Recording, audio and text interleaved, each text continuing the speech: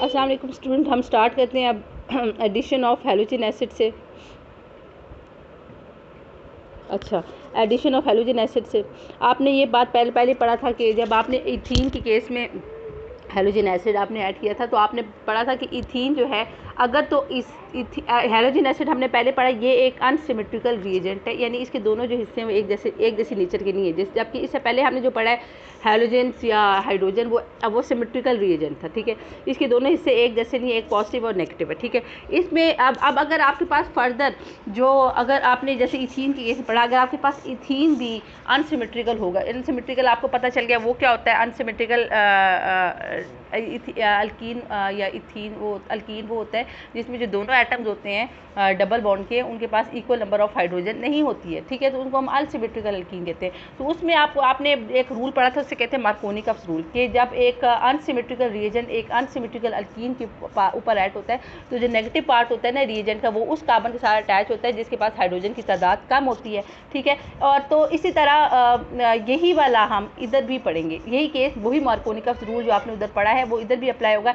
Addition of halogen acid alkyne के case में भी ये होगा कि अगर आपके पास जो वही बात है, हैलोजन एसिड तो है ही अनसिमेट्रिकल रिएजेंट, तो अगर वो ऐड होगा अल्काइन के साथ, और अगर अल्काइन की कंडीशन ये है कि वो अनसिमेट्रिकल अल्काइन है, यानी जो दोनों एटम है ट्रिपल बॉन्ड के, उनके पास इक्वल नंबर ऑफ हाइड्रोजन नहीं है, तो उस केस में क्या होगा कि मार्कोनिकफ्स रूल अप्लाई होगा, यानी जो नेगेटिव पार्ट है वो उस कार्बन के साथ अटैच होगा जिसके पास हाइड्रोजन की तादाद कम है। ठीक है, तो वो, लेकिन हाँ, इस केस में चूंकि आपको पता है, इसके वही वाले जैसे हम अभी तक सारे पढ़ रहे, इस केस में चूंकि ट्रिपल बॉन्ड है, ट्रिपल बॉन्ड का मतलब है 1 सिग्मा और 2 पाई बॉन्ड्स, तो इस केस में दो पाई बॉन्ड की वजह से इसके अंदर 2 मॉलिक्यूल्स हैलोजन एसिड्स के ऐड होंगे। ठीक है, और ये जो होगा 2 स्टेप रिएक्शन होगा। ये जो एडिशन ऑफ हैलोजन, जैसे हमने एडिशन ऑफ हाइड्रोजन और एडिशन ऑफ हैलोजन पढ़ा है, तो इसी तरह एडिशन ऑफ हैलोजन एसिड भी 2 स्टेप रिएक्शन होगा। 2 मॉलिक्यूल्स ऐड होंगे और उसके नतीजे में 2 पाई बॉन्ड्स बनेंगे और 4 सिग्मा बॉन्ड्स बनेंगे, और दो पाई बॉन्ड्स बनेंगे, और जो कार्बन एटम्स होंगे ट्रिपल बॉन्ड के, वो 4 सिग्मा बॉन्ड्स बना देगा बॉन्ड ब्रेक इसके बाद। ठीक है, तो यही बताते हैं कि alkynes react with hydrogen chloride. देखो, हैलोजन एसिड में हाइड्रोजन क्लोराइड भी शामिल है, हाइड्रोजन ब्रोमाइड भी, हाइड्रोजन आयोडाइड, सारा कुछ शामिल है। तो हाइड्रोजन क्लोराइड और हाइड्रोजन ब्रोमाइड के साथ रिएक्ट करता है और बनाएगा di halo alkenes. Di halo alkene यानी 2 हैलोजेंस के एसिड के एटम्स होंगे उसमें। The reaction occurs in accordance with Markovnikov's rule. मैंने कहा ये भी रिएक्शन बेशक ये जो है अल्काइन है, लेकिन इसके ऊपर भी मार्कोनिकफ्स का रूल जो है वो अप्लाई होगा। तो हम एग्जाम्पल पढ़ लेते हैं। अच्छा, ये जो हमने फर्स्ट स्टेप में जो इथाइन लिए, ये हमारे पे हमने फॉर्चुनेटली हमने जो इथाइन लिया है, ये हमने लिया ही सिमेट्रिकल अल्काइन है। ठीक है, सिमेट्रिकल, लेकिन यहाँ पे अनसिमेट्रिकल। अगर तो ये अनसिमेट्रिकल होता अल्काइन तो इसके ऊपर इसकी एडिशन जो है मार्कोनिकफ्स रूल के तहत होती, लेकिन चूंकि हमने ये जो पर्टिकुलर लिया है अल्काइन या इथाइन, ये सिमेट्रिकल है, इसलिए इसके ऊपर मार्कोनिकफ्स रूल की अप्लाई होगा ही नहीं। क्यों? क्योंकि ये सिमेट्रिकल है। लेकिन अगर आपके पास जो अल्काइन होता ये अनसिमेट्रिकल होता, तो इस पे हाइड्रोजन ब्रोमाइड की एडिशन मार्कोनिकफ्स रूल के तहत होती है। मार्कोनिकफ्स रूल यानी कि जो ब्रोमाइड वाला एटम है, ये उस कार्बन के साथ जाके अटैच होता है जिसके पास हाइड्रोजन की तादाद कम है।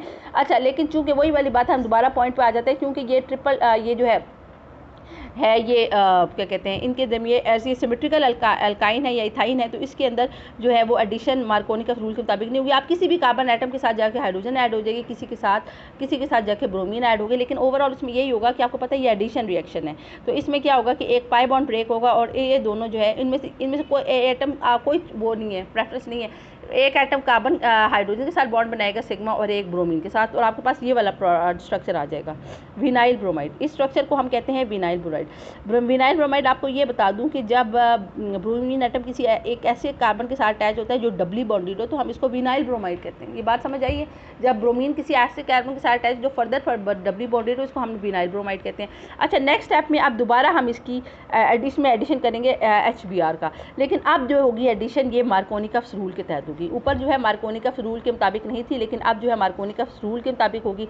तो वही बात है कि अब इसके पास हाइड्रोजन कम है, इसके पास ज़्यादा है, तो अब जो है इसका नेगेटिव हिस्सा इसके साथ जाकर अटैच होगा और पॉजिटिव इसके साथ अटैच होगा, और होगी वैसी एडिशन के पाई बॉन्ड ब्रेक होगा और ये दोनों सिग्मा बॉन्ड बनाएंगे। ये एक Br के साथ बनाएगा, ये H के साथ बनाएगा।